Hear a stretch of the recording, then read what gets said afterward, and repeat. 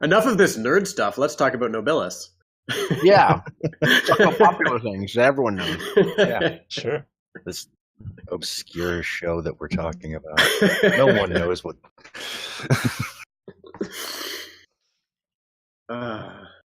Yeah, so let's even get even more obscure. Apparently, we're going to start by talking about what happened in the game. It's like the most obscure thing. Like, right. Well, I think Here's we a should. game that's nobody's heard of. We're going to talk about a version of it in a stream right. that like 15 people. Yeah. Yeah. Okay. Well, what is Nobilis? I'll let you guys explain because I'm interested in hearing what you guys think. After what 3 months of playing, I really still can't explain that succinctly. If I was to attempt to explain it, I would say Nobilis is a role-playing game in which you play so far. effectively omnipotent people, and however you're facing off against other effectively omnipotent challenges, and the completely ridiculous shenanigans that go on just due to or in spite of those conflicts are what all the fun is about. Yeah. Mm-hmm. Yeah. As far as scale, as far as this game, yeah. I think I'd have to define it as the cause and effect of ultra powerful deities following their id. Like, well, following our id, but I don't know. I have a slightly different view of it. I without actually thinking that either of those definitions are wrong. Like, I think Nobilis is fundamentally a game about language. Like, the way that it plays out is, each of us are essentially like an embodiment of a word. And a more typical thing would be to say like we're an embodiment of a concept, but the way that we have to manifest that, because it's a role-playing game, is through a shared conversation space. Right. I agree. And so all of the interesting stuff that happens in Nobilis is where you're like, like in the final episode where like concepts were disappearing and we kept trying to like want to do stuff, but having to find like other ways to justify it as happening because like literally that thing did not exist anymore. So we could not use that word. So we had to use different words. Like, it's interesting. And, on top of that, I think it's really interesting because in a lot of ways, like I think role-playing games are about like precedent, right? Like what happens in a previous episode shows up in the next one. And Nobilis kind of takes that to an extreme by being very explicitly about the language that you used in a previous episode. So if you're arguing over like the definition of a word in one episode, that later definition comes up later, which is really great. So I mean, that's what I think the game is about. I don't know if that's a very useful definition in terms of like explaining it to people. It's a role-playing game that's incredibly high concept, that gives you absolute power and asks you, what will you do with it? And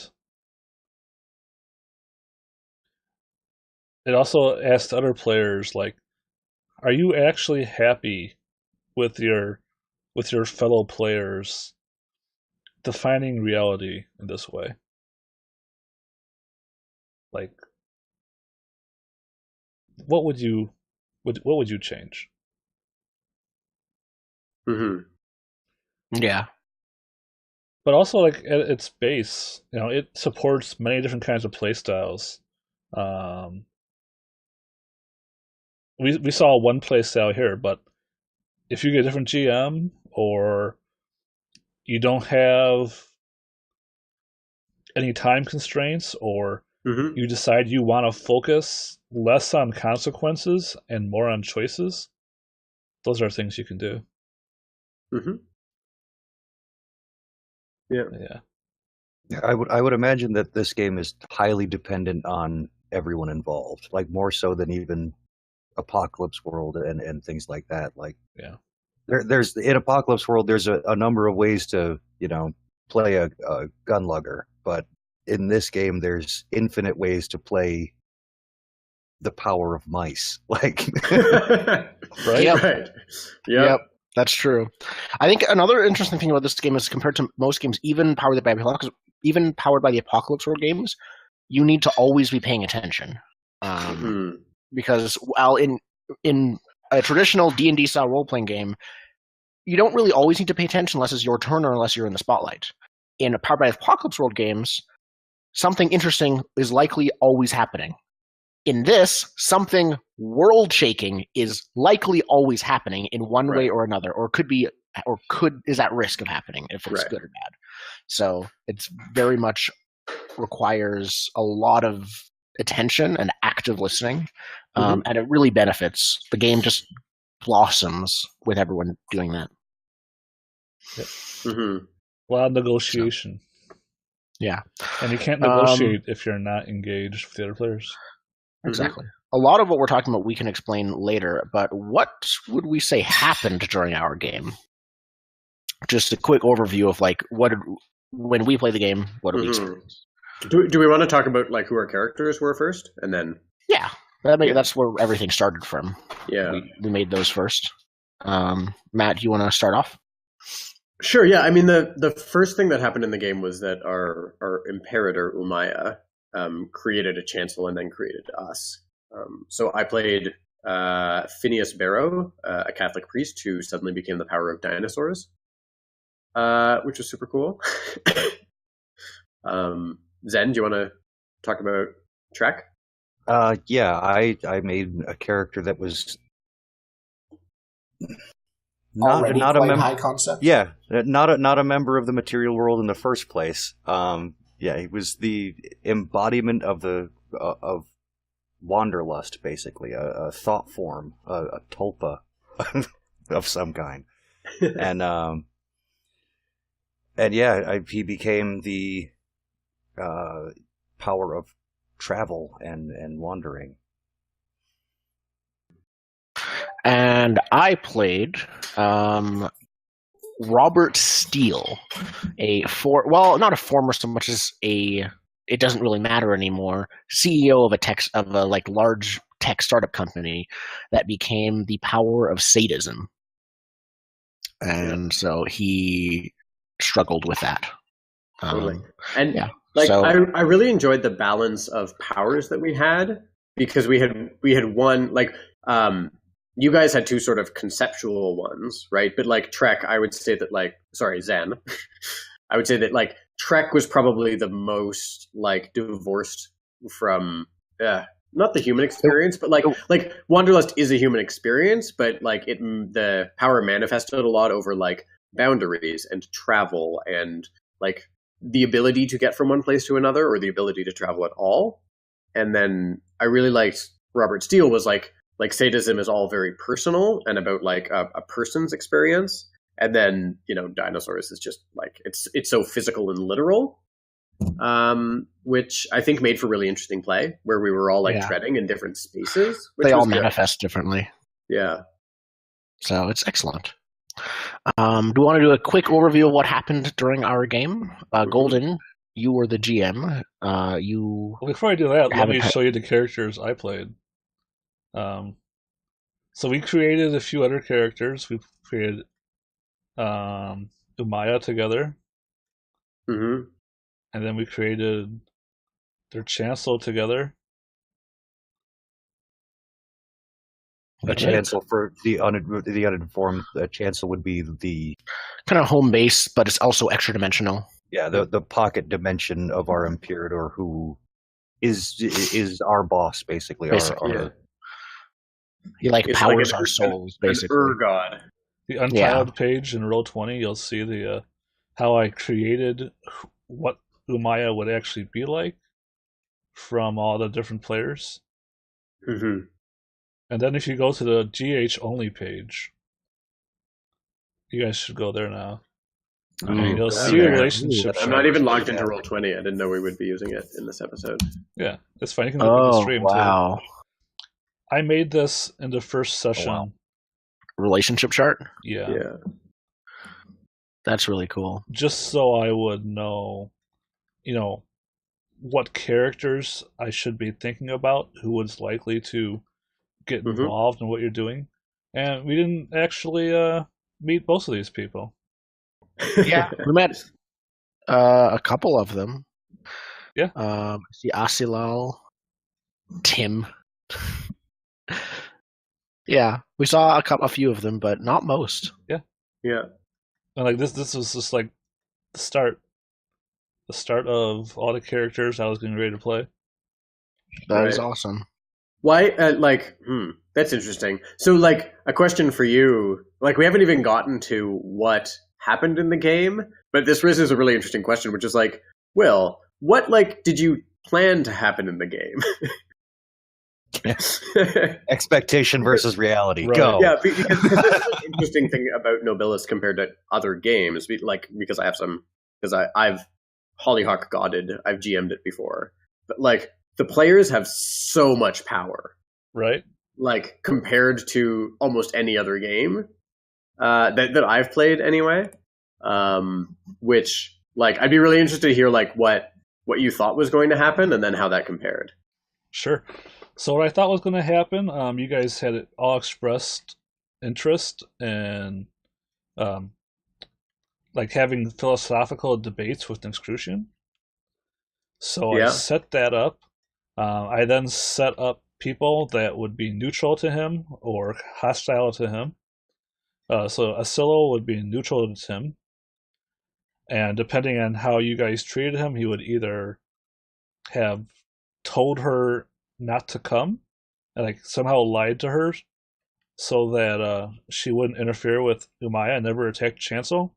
And then Regenhart would have tortured Tarte for betraying the Excrucians and possibly killed him. Right. But everyone disappeared. But for some reason, you guys decided you didn't want to be friends with Tarte, as far as I could tell. So I just started piling up consequences. Yeah. So I expected that at the start of the game, we would be setting up the situation we talked about wanting to play in. And so I created a prelude scenario where you guys could choose to take actions to make the setting you wanted to play in come to exist, but then you guys chose not to make those decisions. Right. And so like we kind of just let him go. Yeah, we ended up with a setting that was in some ways contrary to what we had imagined. Yeah. Okay. Yeah. Well, maybe, this is probably a good way to talk about like what actually happened then. Yeah. Because like I would say the first couple of episodes we spent just figuring out our chancel, right? Like, because one of the premises of Nobilis is that you start as immortal, and in like the first game you have a shard of the universe like shoved inside you, and become like a manifestation of creation. And so the first couple of episodes was just like our characters trying to figure that out, and following this Tim character, and who led us to our Imperator, and then meeting our Imperator, and then discovering that Tim is actually a being from outside creation. It was like an origin story, basically, the first sessions. Yeah. I had originally expected there to be like a time skip after the first sessions. We're like, okay, here's this weird thing that happened to you. Then we'll time skip. Now there's a status quo. We never had the status quo in the game. No, that we discovered the status quo and then the status quo died. Pretty much. Well, I mean that's sort of that's how I like to play games, is without a status quo. Or if there is one, heavily disrupting it as we play. Totally. So, no, I think it was perfect. Honestly, I enjoyed it greatly. As a GM, I wasn't sure if I was honor bound to make people act against my prep in order to create the status quo we had discussed when creating the world. And I eventually decided that it would be better if I just made there be consequences for your actions. Totally. Mm-hmm. That's most of GMing.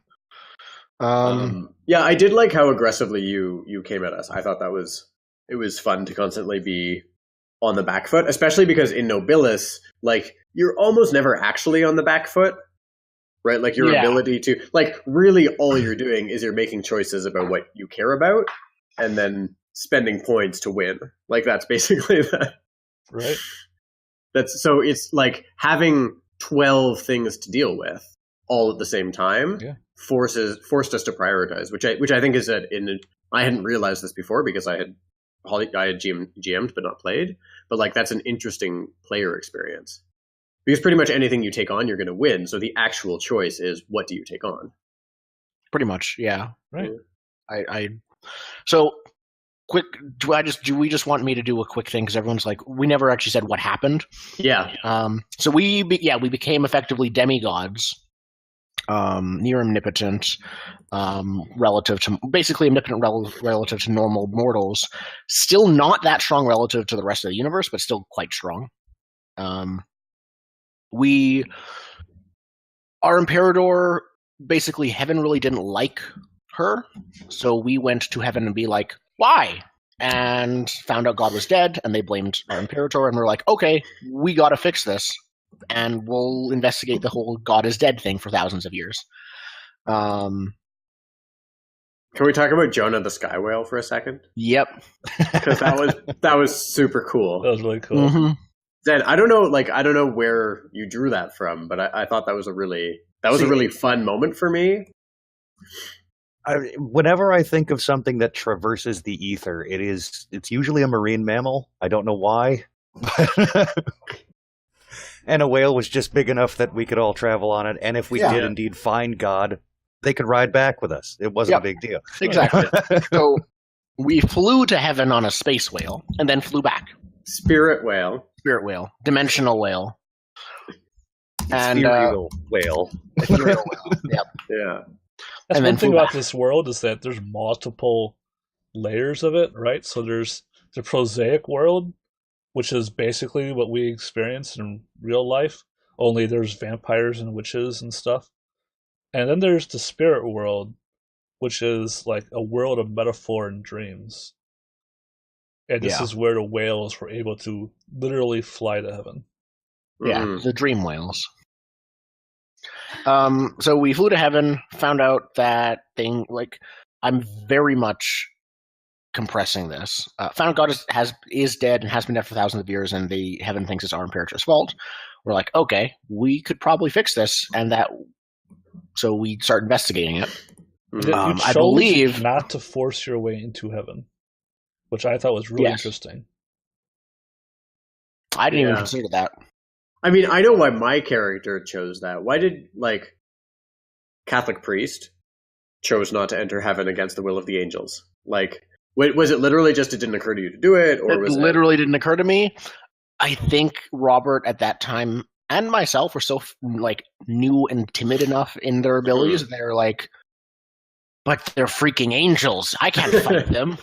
Right. And he was probably right, honestly. Totally. I mean, also, like, part of, like, the reason we had gone to heaven was to find God to heal our Imperator who was wounded. And finding out that God is dead, it's kind of like, Yeah, exactly. Why go back now? And, like, why would angels lie to us about that? Yeah, that's like, that's the weirdest lie. So, on our way back, I believe, is when you had a vision. Is that right? Yeah. So Phineas had a. Sorry, we retconned this at least once, so I need to try and figure out. Okay. I need to try and remember what the vision actually was. I thought it was of a woman in golden skin, a golden lady, or something. Yeah, Yasmin Fadi, who's a character I just made up on the spot, who is a woman with golden skin, and she's a princess, heir to the throne of the Seven Keys. I just made up a whole bunch of words that I didn't know what they meant and just kind of threw them at will. And I didn't know that. Yeah, no, totally. And then was like, and this has something to do with the soul of the creator. And that was kind of the point where You just handed it off. Totally. And I set a project on this, right? So one of my which is like XP, I guess.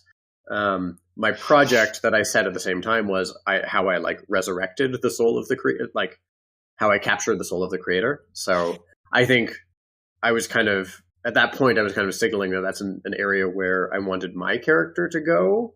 And it kind of ended up I think eventually we all kind of ended up going in that direction. In different ways. For different reasons. Mm-hmm. I think a lot of the thing that brought Robert into that fold was what happened next. Effectively, there was some other stuff and tomfoolery of there were some fights and stuff that happened. Someone attacked our chancel and stuff like that. Yeah. But the big thing was that we then arrived at a big court case, basically. Right. Where an excursion, kind of like an entity of nothingness and void and non-existence, was basically, he wasn't so much on trial as pleading a case, really. I think it was a contract. It was a mediation thing. Yeah. We actually brought the case, right? We brought the case. We brought the case because he had signed a contract to allow him to enter creation, and Phineas decided to challenge it, which turned out to be very foolish. I Yes, think the word is arbitrage. Yeah. Yes. And so basically we ended up at a high council. It's called the Locust Court in this game, of the most powerful beings in creation that and they are primarily ruled by one being called Lord Entropy. And there's just a bunch of powers of existence there and different shards and manifestations of the universe as people. And turns out that entire situation was a huge trap. Tirteutnapishka, which is the name of the being that we brought the case against, used his time in front of the Locust Court to effectively use his power to disprove the authority of the Locust Court, throwing everything into chaos and anarchy, and then all of his friends and allies attacked everyone at once. And so it was a big the stepping stone that led to everything that we had no idea. We were all pawns, basically. And it was another really interesting choice on your guys' part. You guys had decided you wanted to capture Tirteutnapishtim and make him your anchor. I think I punched him in the face at one point. So you guys attacked him, and if you guys had chosen, but you guys didn't have to choose that. You guys could have chosen to spend your actions saving the universe instead.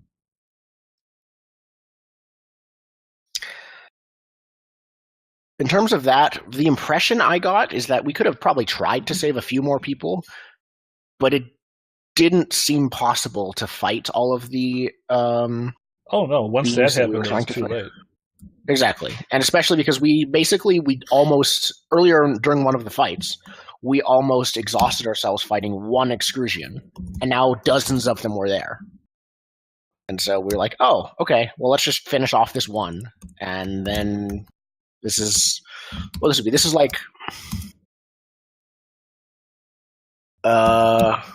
that's a spoiler for Ruby.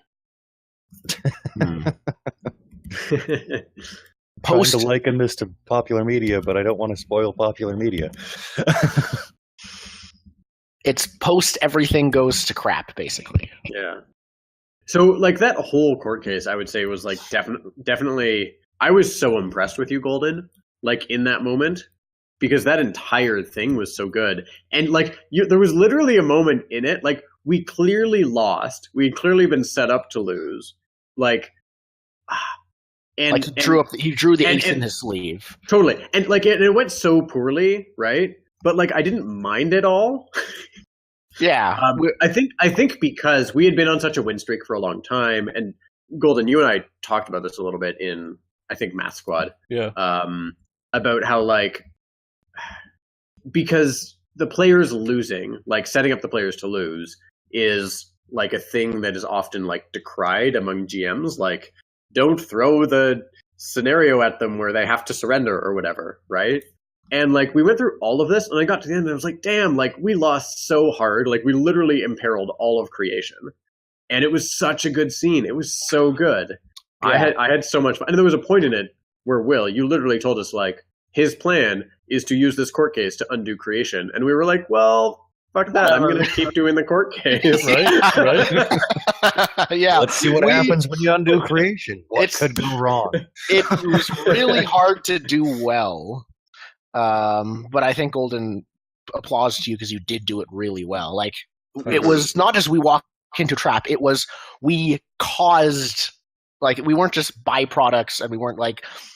If we didn't do this, they would have been at least a serious delay in their plans. And we knew about it and went forward with it anyways. Yeah, it was really good. Yeah. But you know that's the difference. Sorry, we're moving into GM theory now a little bit, but like that's the thing about like I like the fact that like we were told the consequences, we made a choice, and having the player choice involved in it like made it okay that we then like lost so hard, at least for me. I'm no longer a believer in secret information. Like even when I have a player come to me and say, "Hey, can we do this in secret?" Right. I'm like, "No, tell other players." Totally. If we're going to agree to keep a secret, you know, there's certain things where like maybe the phrasing you want to surprise the players with, or something like that. But like, yeah, the only time I ever pass notes as a GM not to have character knowledge of these things. Yeah. Is the only time I ever pass notes as a GM is when I know that they will tell people, and I want it to be from them instead of from me. Right. That makes sense. Yeah, I mean, there's a narrative word for this, right? Like dramatic irony is when the audience knows something that the characters don't. Exactly, and that is a source of dramatic tension and ultimately dramatic denouement. And in an RPG, the players and the audience are the same thing. But that doesn't like dramatic irony it's a literary technique, right? Yeah, that is a valuable and proven technique.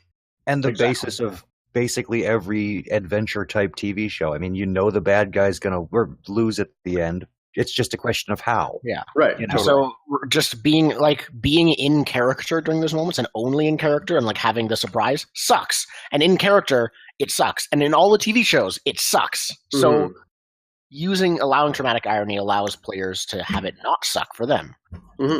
Also, like if you don't tell the players, they can't make choices that are meaningful. Like they'll make choices, and the choices won't have the consequences they expect. Yeah, and I feel like that is very disempowering. Yeah, totally. And really, the only way to get around that as a GM is to have 20 different little sub scenes that the characters aren't involved in, explaining everything, and that gets messy real quick.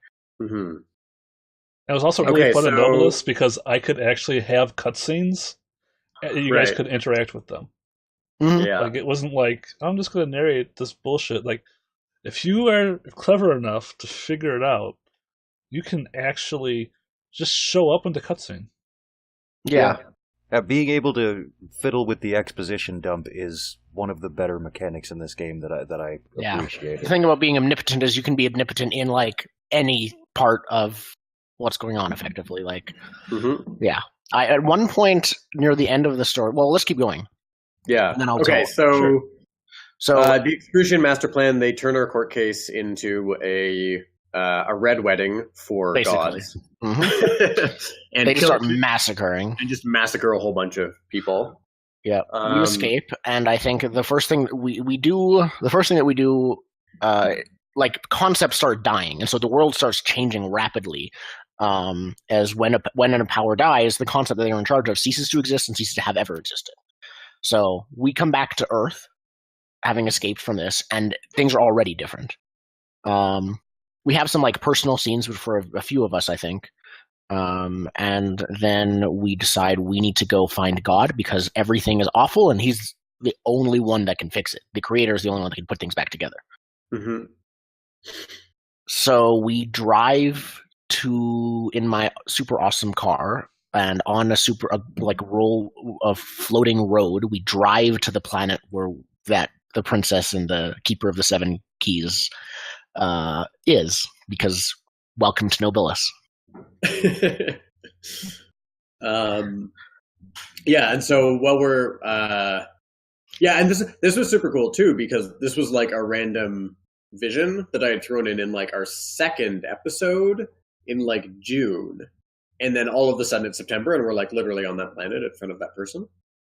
Yeah, it was awesome, cool. and it was like our last thread of hope, basically. Right. And so we go there, we meet the woman who turns out to be the body, but not the soul of God, that the excrucians had like torn apart and stitched back together. And was a little sworn to the, I guess was kind of sworn to the excrucian cause in a weird way. I think she was an anchor, but we just undid that. Mm-hmm. Well, no, they didn't. They didn't make her an anchor. They refused to. Yeah, didn't want her to be an anchor. She's something that was unique. I basically took the idea of a mimic. She's basically a mimic, but she's not because she's made from one person who isn't an imperator. Right. Yeah. If there was any exception to what a creature type is, it would be this. Right. Right. But yeah, basically she had free will, but she was also like literally remade as a slave, you could argue. Mm-hmm. Right. She had free will with limits, with walls, basically, of the planet. And what you guys didn't see was that they had her using the Throne of Seven Keys to build things in creation. Like it was like just basically in my head it was like a giant crane that normally miracles have this limit where they can't have if-then statements. Like they have to do one thing, and they were using her to like set up like really complicated contingency plans so that they could trigger them and get a huge advantage at the right moment. Mm-hmm. Is that like what happened later with the? Is that how they built that lighthouse? Yeah, that's how they built the lighthouse. In theory, you guys could have went to the Throne of Seven Keys and destroyed the lighthouse with it, but that's not what you guys did. We didn't know about the lighthouse until after we left it. Right, we were a little more direct. Yes. Yeah. So we grabbed the soul. We grabbed the body of the creator. How did we figure out where the lighthouse was? I think she'd led us there because we had her lead us there. We fought once her and basically got her on our side. Yeah. Once she came away from the planet, she began sensing her soul. However, every single excrucian in all of existence realized that we found her and started effectively like looking for us, and like started like every single star in the sky became like one of their eyes, basically. It got real weird real fast, and so we kind of were like, okay, we need a big distraction if we want to get away hidden. So I kind of accidentally summoned every single angel in heaven to fight them. I meant to summon one powerful one. Turns out all the others followed him or her, and kind of accidentally started the second war. Yeah, you kicked off a celestial holy war. No big deal. No, because war did not exist at this point. That's true. Yes, it was celestial war fight. War had been killed in the earlier Red Wedding. The concept of war didn't exist. Yeah, just a giant murder fest. Just a bunch of people murdering each other. Just a bunch of super gods murdering each other. It was a gang fight. It was a celestial gang fight. Totally. Basically. So that was our very, very way too successful distraction. Yeah. As we drove away back to Earth, and we needed to find out where the creator was. And we pulled up in front of a lighthouse that was in the middle of, like, almost, it was being constructed, a lighthouse that wasn't finished yet. And it was basically, how would you describe the lighthouse? More of a nexus point, right? Yeah, it's like the lighthouse from the end of Bioshock Infinite. Like, it's kind of... Oh, that's why they call it Infinite. Oh, no. Never mind. It was kind of inspired I just realized that. Wow. But it was also to show you guys how weird a chancel could be. Like, that was just basically a very small chancel that had very open borders. Yeah. And I really liked the like it's a lighthouse that exists on every shore in every part of creation, and it coexists there. That was cool. Yeah. That was very Nobilis. Yep, very much so. Yeah. And so we did a couple. In short, we entered the lighthouse one way or another. We tried to enter for a few different ways: the window, the ceiling, and the door. I believe the ceiling worked for you. No, the ceiling didn't work. You lifted the ceiling off of the lighthouse. I ripped the top off the lighthouse. I tried and failed to break through a window, Bird. so I just went through the door. Yeah. Well, at this point, I think I was literally capped. Like I was maxed out for miracle points, like in every field. And so I was just like, well, you were like supercharged. I have to just start spending, which it was a great thing to do for a final episode. Oh, of course. Because I just got to ridiculous shit the whole time. Mm-hmm. I think I was in the episode before that, and it was. So then, after you ripped off the roof, then the concept of feats of strength died. So it's a good thing we did that early on. Right. Yeah. So good. We had, during this entire last session, we had, Will, you were rolling on a random table to see what concepts died every 5 minutes. Well, I had to stop doing that once it took you guys 5 minutes to discuss what the changes were. True. Every so often. Yeah, I had to slow it down because otherwise it would just been, oh, what color is your car now? Well, yes, the car changed. Yeah, the color of your car. What's the what? Oh, well, I mean, it was silver. It was chrome, and then chrome got destroyed, and then it was like silver, but then gray got destroyed, and silver's it was gray, but then gray got destroyed. Gray got destroyed, and then it just. It was good. It was. And like that's I've talked about, so part of the reason why I love Nobilis so much is that like because in my opinion it's a game about language, like all of those bits where we're like not technically playing the game but really like playing the purest form of the game, where we're like what would a world be like if it didn't have silver anymore? Yes. Right? Like that kind of stuff is super fun. And there were because like after the massacre we like spent like 30 minutes or something figuring all that stuff out, and there was a bunch of interesting stuff about your family, Robert, that came out of that, which I really liked, and like having a scene with them after that was fun. That was really neat. So Tom was there. Tom was my wife's lover because the concept of willpower died and no one could resist the urge to cheat. It's great. So, but like it wasn't a big deal. Like you're like all of a sudden we're just like, this is just what the world is like. Yeah, this is what the world has always been like, and so no one really minds. Totally. It's very. Anyways, it was good. We got to the lighthouse. In the lighthouse were there were some other powers, but they didn't really end up being a huge deal. So I think we'll skip past that. There was. You can see it on the chart. It was home music, body modification. Music, home, body modification. And they were there, but their Imperator was empowered with the soul of the Creator, as we discovered. The legitimate soul of the Creator, who was also, I believe, animated and a different kind of slave to the Excursions. In this case, it was actually a straight-up mimic. Oh, okay. They had sewn together several other Imperators, and then just stuffed God's soul inside. Because one of the defining parts about a mimic is that they're empty. So they're space. So they're totally space. Perfect. And God would not destroy the things they love most. Exactly.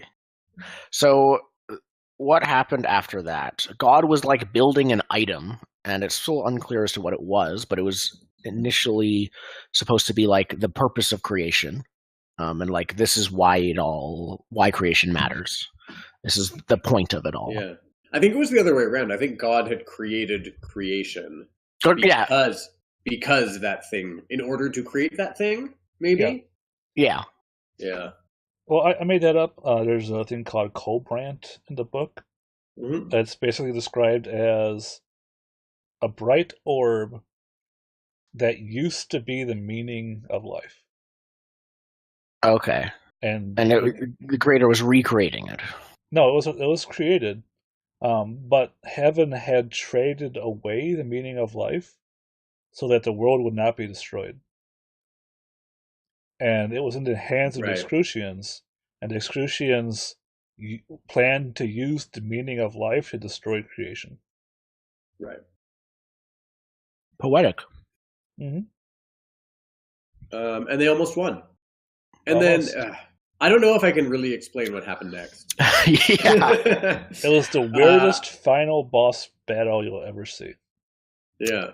Zen, you kind of took the reins after that. Do you want to explain what happened and how you dealt with it? Well, through a bunch of weirdness happening, we ended up being able to wrench the soul of the creator out of this mimic. We had their former body with us as an anchor of mine. And as I lay dying because the mimic had taken my heart out of my chest and was about to crush it, I sent the body and the soul to be reunited. And I guess that worked out. I mean, I didn't make it, but But also, you kind of turned into a river to stop the army of excursions from crossing over from the void to reality. Yeah, as a literal stopgap technique, Trek took the ability of the excursions, from their ability to travel away from them. He created a border around reality. Mm-hmm. So that the two worlds are just now isolated from each other. Yes. And thanks to his sacrifice, he was rewarded by being transmuted into a river that runs around creation, keeping out all the nasty things. Like a moat river, I think. Yeah. Which was so good. It was such a good... yeah. And then we ended with the lighthouse, with everyone who was still in creation that was like a created being. Took refuge in the lighthouse, which of course become like a Noah's Ark that expanded. And then the creator reformed and like whole was like, okay, let's go find a new place to restart creation using this as an arc, like deeper in creation, more hidden away from the excursions, because there are still excursions in creation they're still hunting you guys down. Just they can't get reinforcements. Yeah. So yeah, that, and then it was. We ended with that. Happened. And Asal al-Salam, the Excrucian who had sort of been plaguing us the whole time, kicked down the doors of heaven, and didn't kick them because that would be a feat of strength. It was something else. Yes. Yeah. She just pushed them. They were well-oiled gates. Yeah, just open. Yeah, it was like a creepily creaking. They creaked open. And so we ended with like the creator secure but hidden in creation, and an excrucian on the soul of heaven, which was very, very cool. That was a fun world changing kind of a moment. Yeah, basically watch the streams because we are just barely explaining like the tip of the iceberg for what the heck happened. Yeah, and you got to read the book too, right? Because there's a reason why she went to heaven, and it wasn't just hubris that made her sit on the throne of heaven. Mm-hmm. Spoilers. I was actually planning on after she was done, she would just get out a sword and cut heaven off the tree, so it would crash into hell. But but that didn't happen because entropy froze all the Excrucians in their place, and she was stuck on the throne of heaven. That's perfect. It's fine. We really didn't need it. Yeah, we have the creator now. We'll make our own heaven with gambling and hookers. In fact, forget heaven. Yeah. So it's actually a kind of weird end state because we keep calling him the creator, but this is the Gnostic creator, the blind, dumb god that made creation. He's not the Christian the God. not super omnipotent creator. Yeah, I mean he made creation, but the Gnostic God is not the best person in the world. No, definitely. The creator was not infallible in this game. Right. Yeah. Powerful, more powerful than anything else in existence. I think, but yeah, not infallible. But yeah, I'm Yeah. sure with your guys' help, the new Creation 2.0 will be great, and not just Totally. ran by soulless robot automata. Yeah, Sure. Yeah, I mean, sequels are always better than the original, right? always. Just yeah. And I don't even know if you Yeah. guys would win in the end, but maybe. Yeah, it was kind of we finally found a different status quo to start and maintain. Yeah. Right. Yeah. Yeah, it felt like we went from like situation to resolution, which is Mhm. good. It wasn't a pure victory for sure. Which I like. Yeah. But also the stakes were creation ends, so that didn't happen. Yes, we Which was won in nice. that we didn't lose. Yeah. Yep. I think that handles the first three things, honestly, what we described, the setting of the world, the story. Yeah. I think 3B we might want to talk about anymore. The question, what story is Nobilis supposed to tell? Now, I agree and really like your answer about language. hmm Does anyone else have any other answers for just what kind of story is the game Nobilis kind of supposed to be about? Like, what themes, what similarities will there be between any game? I think it's supposed to be a political game, like Vampire or Mhm. other White Wolf games, where it's basically a negotiation about how things should be. I agree with that, especially even just down to the way combat works. In terms of we'll get into this later, but effectively, the combat of two people acting against each other is primarily two people negotiating what their action is, and they keep changing it up until they both agree. Right. Yeah. It's interesting to think about Nobilis as a game about language, whose primary mechanic is negotiation around like what things mean, Mhm. which is like, yeah, I hadn't had that thought before, but that's interesting. It's really Yeah, supposed to be, powers versus powers, I think. Right. Yeah, and I really Institutions or like boogeymen. that Mhm. by using the fact that all the player characters' souls are linked and intertwined, you get rid of the risk, and it is a huge risk in a political game, of the players backstabbing each other. You Mhm. guarantee that the players are all on the same team, while also still getting to have a super political game, Right. which is awesome. Totally. Yeah, and there's still room for characters to disagree with each other. I think we definitely had a few moments where, like even though we were all playing on the same side, like we were all playing the same game, we weren't necessarily playing it in the same way. Yeah, we had If that made sense. we always had different methods. We sometimes had different, but not necessarily opposing goals. Right. Yeah, all of our goals were aligned, but our definition of the goal might have been different. Right. So, it's Right, all yeah. about perspective. I think is a big part of this Mhm. game. Yeah, and to your point, Will, about inter-character drama being kind of like a main vector for the game. Like I see just in the thing you set up, right? There's a lot of characters in here who we just didn't get to see, Yep. right? Like we've got birds, which we knew was a huge part of our chancel. Religion is in there, which has a strong relationship to my character. Sales is in here, which like would tie quickly into Robert's like mundane life. So there's like a lot of cool stuff in here that if we hadn't gone rapidly into creation is about to end, Yeah. like we could fill a year just like meeting those characters. You never met Oh, yeah. birds? Birds thought that everything should become birds, not just dinosaurs.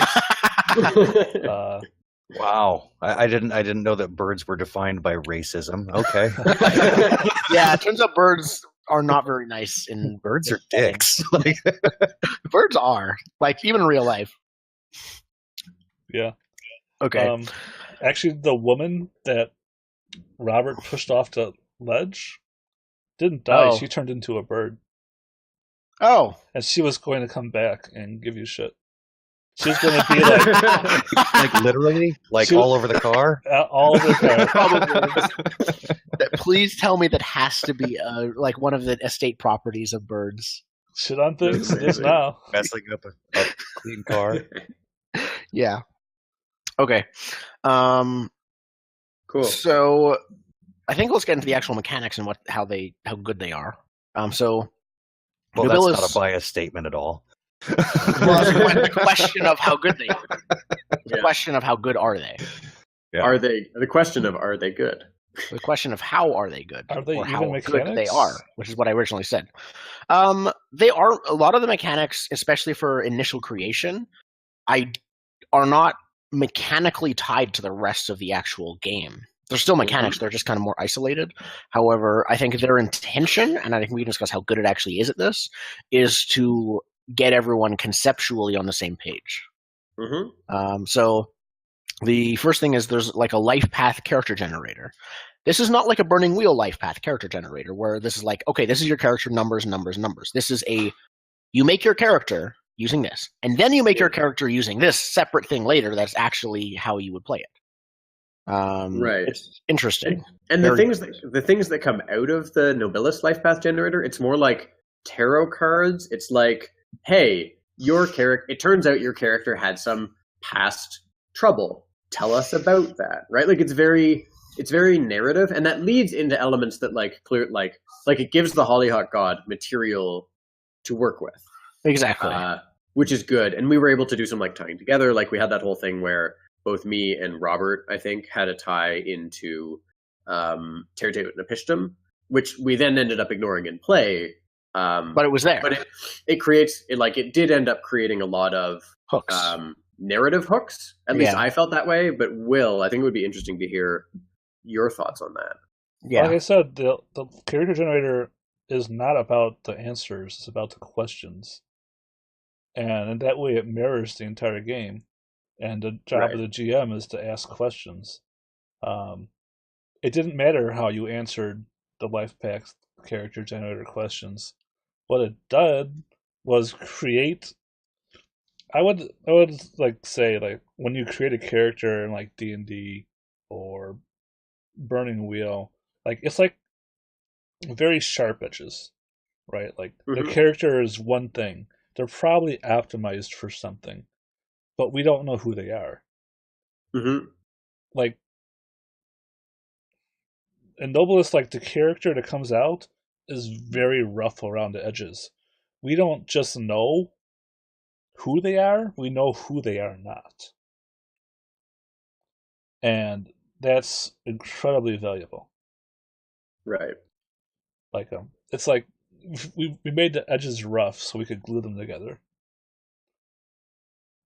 And also like it gave me links. Like this almost happened where you guys all wanted to be unique and have no shared keys. But every shared key, every time you answered the question the same way, was a story hook I could use later. Right. Yeah. So it is both a character generator and a situation generator in that respect. Like it will feed into the scenario that you're going to play. And so I think we're all on the same page about this, in that despite the fact that mechanically it's isolated from the rest of the game, conceptually and at the table, it not only gets everyone on the same page, but it helps people create ideal Nobilis characters that fit right into this weird world. Right. Like it doesn't create a power of fishes. It creates the power of, what are fishes and fishes that swim and totally. It does.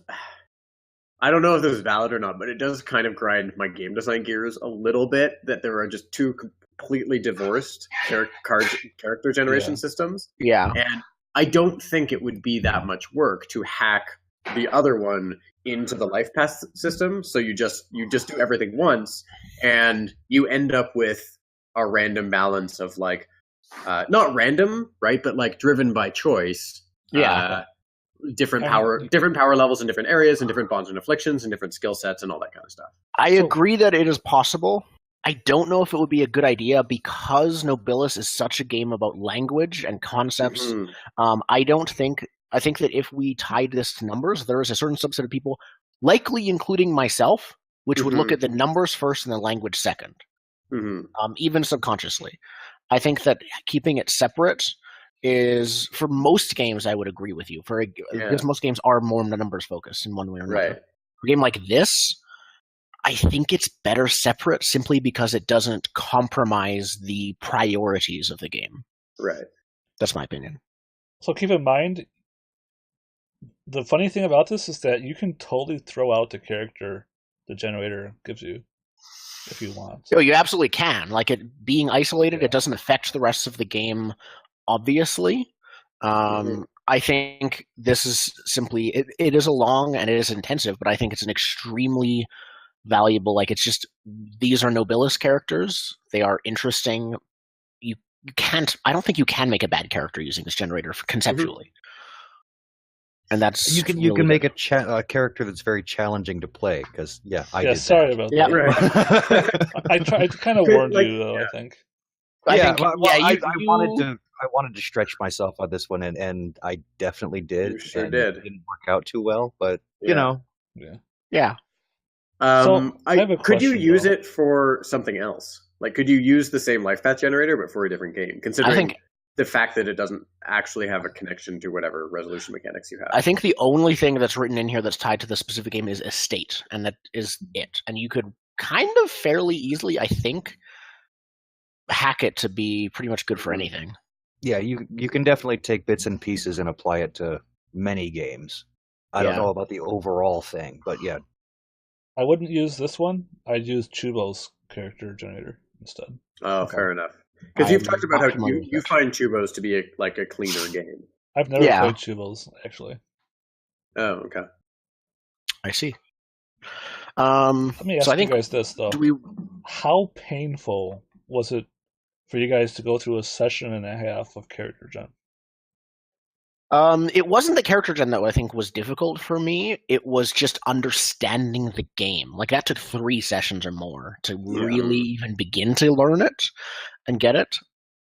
The character generation itself, I think that the thing that would have helped for me is knowing that this character generation was separate from the actual mechanics. I expected to, like, okay, if you have this, then do this. Or maybe somehow, because I knew the game didn't use dice, maybe there wouldn't be numbers at all, and so I would just use whatever was on the initial one somehow.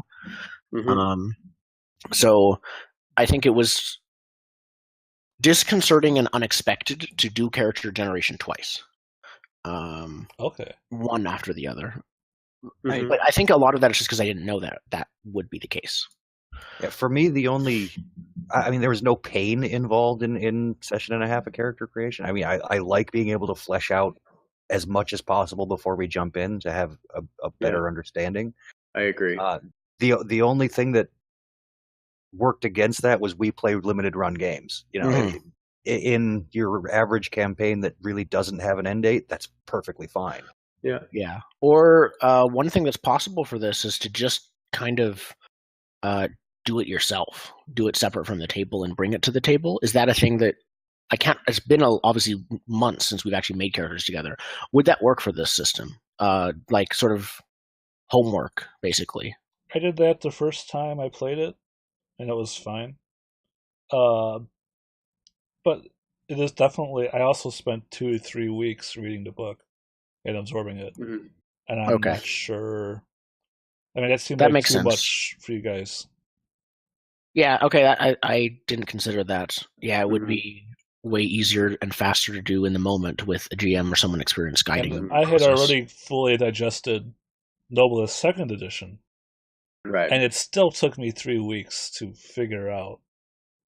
Okay, then I rescind my question because obviously I think it would be better in a group with all of that in context. My question is to me is like you can actually totally skip life path character gen instead. I could have just given you guys pre-gen characters, but again, then we wouldn't have the rough edges. For a game like Nobilis, I think it would really suffer from pre-gen characters. Yeah, I agree. Yeah, it'd be tough. Well, but this is interesting, right? Maybe feeding concepts to the GM and having them flesh that out for you, that would work. But being handed a sheet with no knowledge going in, you probably wouldn't. You wouldn't feel the character as much or be as invested. Totally. I've seen that happen we can talk before. about this a bit. where the player goes through life path character generation and then communicates as much of that to the player as they can. But the players always felt more disconnected to me. Yeah. I would for me, I would say that maybe this is somewhere later on, but the character sheets for Nobilis, I think, are a particular weakness of the game, right? And I've talked about this before on stream, but the fact that there's no space on the character sheet for projects, which are a significant portion of the game. There's no space on it for willpower, which we spent a lot of time using willpower instead of miracles. Yeah. And the fact that that stuff doesn't manifest on the character sheet in some way, sort of. Ugh. So I think part of me is just I would love to see the life path character system create stuff on the sheets. You picked this thing, okay, now write a bond about it. You picked this thing, okay, write a skill for it, right? That kind of thing. That would make a lot of sense. But I also looking at the character sheet for Nobilis, honestly, I could probably design a better one.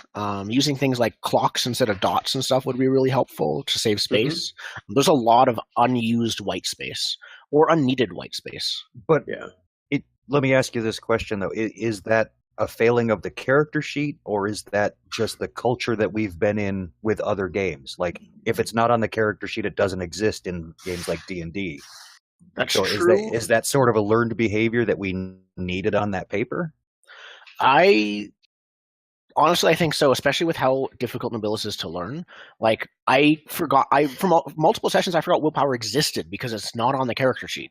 Nobilis is a complicated game. I think having a reference sheet with just this is the numbers part of your character would really help. I think it would also benefit from a much more distinct separation between my mortal stuff, my skills and my passions and my bonds and my afflictions and stuff like that, my more mundane stuff, and my power stuff, and have kind of the character sheet have a top and bottom. Yeah, two-sided sheet with mortal on one side and power of on the other. Right. Yeah. I think you could, I mean, that would be cool. I think you probably could get it down to a single sheet. I don't know, Zen, where were you writing? You had so many anchors. Where did you write them down? Down in the treasures thing, because I didn't have treasures, so. On my character sheet, there's no general note section, but there's so much random stuff that can happen in the game that you will need a note section for, because it's just I have a flux capacitor, I have that. I had a plan to make the head of R&D an anchor, and then that would go into more of the tech stuff. Yeah. I wrote down that I made the steel mobile a wondrous anchor, and that I also anchored the most sadistic dinosaur hunter in the chancel, Rhea. Yeah. And then there's no space for mastered techniques, which is that's a thing that is a mechanic, and there's no space to write down that you've mastered a technique. I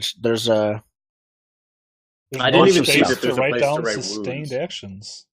Wounds are right at the bottom. Okay. Yeah, my next question then is: should you just scrap the character sheet entirely and just have a notebook?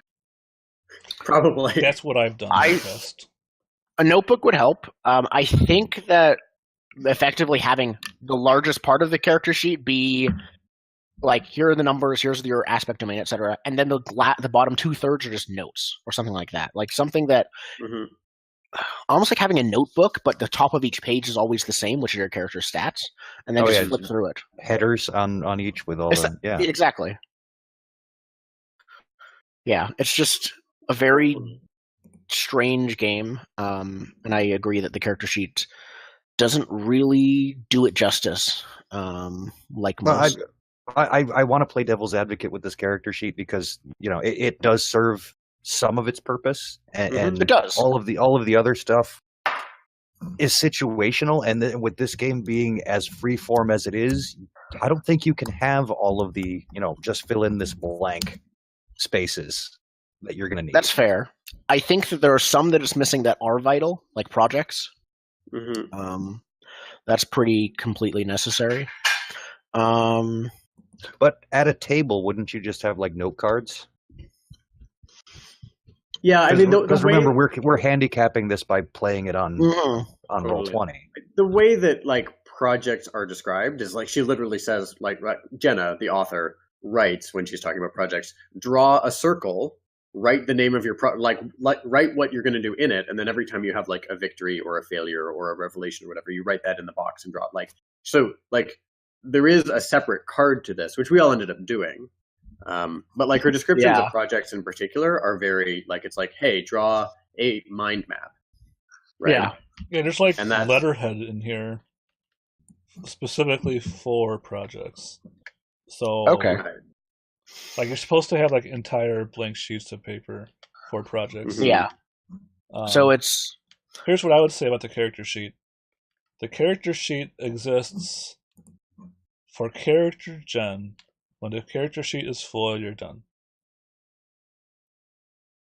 Mm-hmm. And it isn't intended for play. Yeah, it's purely reference material. It's not. Fair enough. It's not an active part of the campaign like a D&D character sheet. Now, having an awesome character sheet that teaches you the game is always going to be a plus. But we're not all John Harper. That is true. That is very true. This is John Harper's greatest gift to role-playing games, and the prioritization of excellent character sheets. Yeah, let's and just how lay out he uses them to teach the game, and it's his style. Yeah. So yeah. So all of you amateur game designers out there, just hire John Harper to make your character sheet. Just hire John Harper. He's free. He's not doing anything. Yeah. He's worth it. He's always worth it, no matter how many kidneys you have to sell. The problem is if you do that, he might just create a whole game, and then you're in trouble. Oh yes, that's a problem. On the other upside, if you're just hire him to create. No, wait a minute. How is that a problem? We get another John Harper game? I'm not. I was going to say, yeah. You hire John Harper to make your character sheet, and he kind of makes your whole game for you too. I guess that's a benefit. Yeah. Cool. Yeah. Question the next. Question 4B. Dissonance with pre-game expectations during character gen. Have we covered that kind of slightly? Was there other things we wanted to talk about? I mean, from my perspective, having probably the most dissonance because I played high concept. Right. It is entirely possible to paint yourself into a corner with your character, and because I didn't quite understand the system, not be able to build a bridge out of that corner and figure out what the hell to do with it. Yeah, it's there's so many esoteric and hard to understand. It's not that you have one. It's like in a problem you have one nail, and you have 100,000 different hammers that you could use on it. Only we're only used to using one hammer on it, right? And so it's very disconcerting to learn about all the other hammers. Right. So, like, maybe a good question here, Zen, is like, by the end of it, like, do you think that it would be easier? Like, do you think now you have a better sense of how you would have played a bodiless embodiment of Wanderlust? Yes, I do have a better sense of that. I also have her doing that again. Right. But no, because the option existed, I had to take it. Like, I play these games to push on those boundaries and see what can be done. So it being an option is great, and it's wonderful for advanced players. If this is your first game of Nobilis, play a human. I mean, I hate to Gygax you on this one, but just play a human. Stick with the few things that will be familiar to you in this game, because there is very little else. Right. Yeah. Well, and it was interesting because like both of you guys coming fresh to Nobilis played. I played the most. You played pretty high concept powers, right? And then, like, I, having experience with it, was just like, well, if you guys are going to do that, I'm just going to go literally, like, dinosaurs. Yeah. So, like, it was interesting in that sense, because you guys you took on a lot, in my opinion, in, like, your first time out, right? definitely. I feel that's ended way more than I did, because I was still able to play a person who had very human connections and desires and everything. I think that at first, even as a player, I wasn't really aware that when you choose a concept, you don't define it as how you know it. You get to define it and change how it's understood. And so when I initially created a character, I created him as sort of a slave to his power, which was sadism, someone who was changed by it, and then over time realized that it's actually the opposite, where he gets to define it and change it according to his will. And that is really interesting. Yeah. And just to expound on my decision to make Trek a little bit, it was more about walking into a game with limited knowledge. I read some of the book. I didn't read a lot of it before we started playing, and I used the very foreign concept as a way to come in to the story itself with no preconceptions. Like this was a character that was new to just being conscious, so so I could use that to learn how the world of Nobilis worked. That makes sense.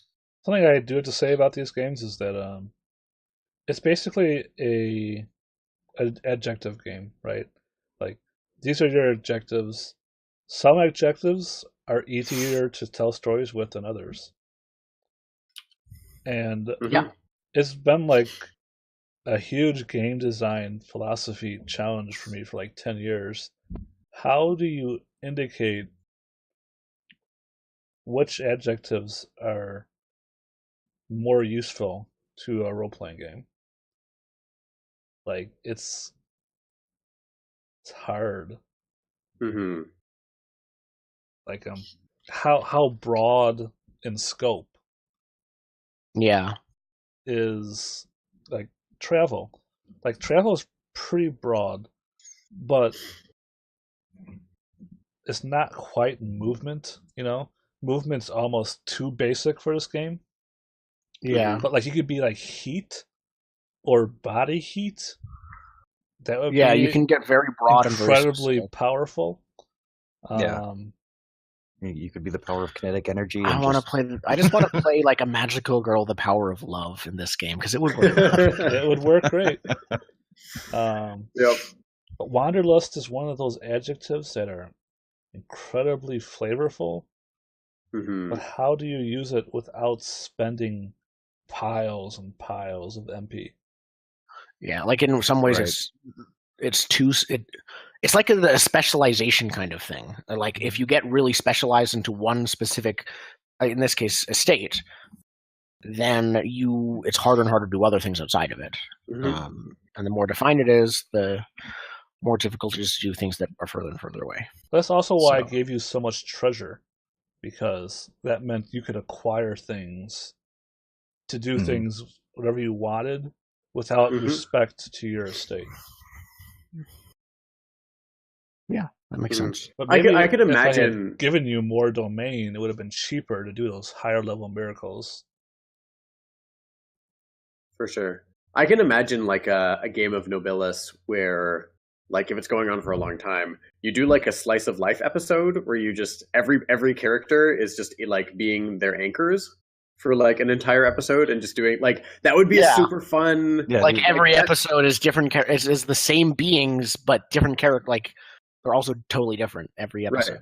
Totally. That's awesome. It could be like Sliders, but you're body hopping from world to world. Right. Yeah. But today you were Jonah the Sky Whale. Quantum Leap. Yeah. Yeah. That's awesome. Yeah, there's just so many things to do this game. Cool. So the next thing is projects, which we've already touched on a couple times. Projects is really interesting because it's both vital to the game and how advancement works, and very open-ended. It's very intentionally so. So my understanding of projects is you're setting narrative path basically with a goal at the end, and you are trying to complete that in order to make yourself, in order to be rewarded with more miracle points and other rewards that the system offers. Yeah. It's basically like this. The project is there. You tell the GM what you plan to do. And as a reward for pursuing this goal, the GM lets you decide what the consequence of your project is. Like, a lot of times in role-playing games, you're like, oh, I'm going to steal this idol and give it to this person to make them like me. And then you do that whole thing and they don't like you. But with Nobilis, when you complete the project, you can say, and they like me, because that's the whole point of the project. We didn't really do that too much in this game. Yeah. I actually found, and this is something that I really, really liked about projects, where you actually never achieve a project, because almost literally like 100% of the time, that you accumulate enough points to resolve the project before narratively you've resolved it. And so you like write a new project that relates to what's going on, but it allows you to kind of, like, it's like the opposite of Zeno's paradox. You know, the arrow that's like always getting halfway. It's like the destination that you're going to is always moving another 50%. Right. And I like, it's kind of frustrating as a player, but it's also really good narrative because it allows you to periodically change what you're interested in or keep what you're interested in a different way. And I felt like, for me anyway, like if we were playing something like SWN, it's like, okay, well, I want to kill Mr. What's his name, right? Titan. And then like what? Mr. Kill Titan. Mr. Titan? Yeah, kill Mr. Titan, right? And then like, so the GM, because they were a good GM, is like, okay, I will give you a way to kill Mr. Titan. And in Nobilis, you never have to do that, because you get like 10 XP, and then you're like, well, my objective isn't kill Mr. Titan anymore. I have to name something else. So you name something like adjacent to that. Yeah, right? Kill Mr. Titan's boss somehow. Totally. Like, just keep going bigger. Steal Mr. Titan's spaceship. Yeah. Right. Achieving the goal with this thing is with the project system is not the fun part. And that's sort of the beauty of the project system, is that once you get to that point where you've broken the project and you're completed it, you can either choose to drill down further into that, or you can go higher concept.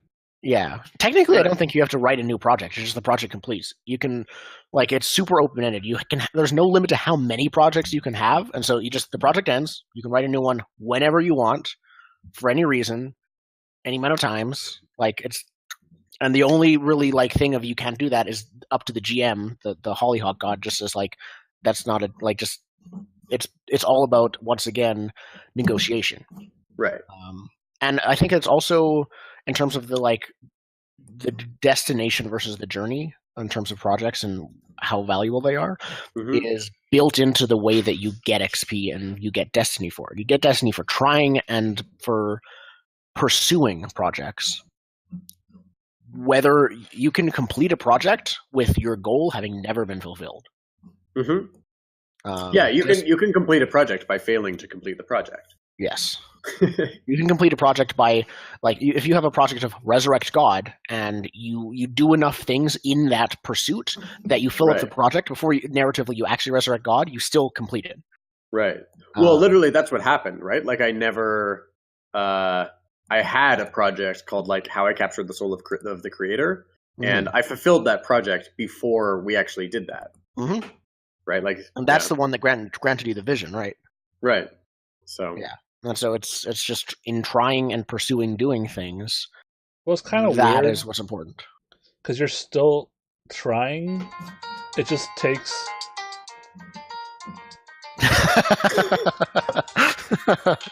Take some elevator music. Hold on, this is my mom's cell phone. Okay. I don't want to break? We'll vamp. Let's go on break. Okay. Cool.